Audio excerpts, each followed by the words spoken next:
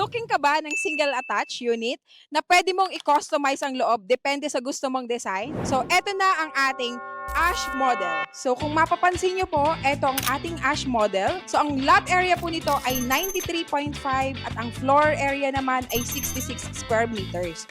So, up and down na po siya. Kung mapapansin nyo, eto ang ating classic type. So, wala siyang tiles, walang pintura, walang partition, walang kisame.